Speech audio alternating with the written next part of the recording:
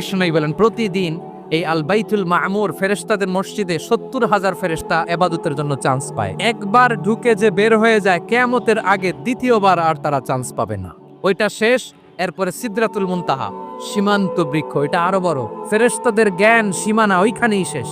এর উপরে কি হয় ফেরেশতারা আর জানে না। সিদরাতুল মুনতাহার এরিয়া শেষ, এরপরে শুরু হয় আল্লাহুল মাহফুজ, কোরআনের বাড়ি। এটা মিন দুররাতিন বাইদা, সাদা ঝকঝকে ডায়মন্ড দিয়ে আল্লাহ বানাইছে। আমাদের সবার তাকদীর ভাগ্যলিপি ওইখানে লেখা। ওইটা শেষ, এরপরে শুরু হয় লা জামান লা মাকান এরিয়া। ওইখানে কোনো জামান নাই, মাকান নাই, no time no space area শুরু। ওইখানে কুরসি, যেখানে আল্লাহ পা রাখেন বা কুদরতি পা রাখেন।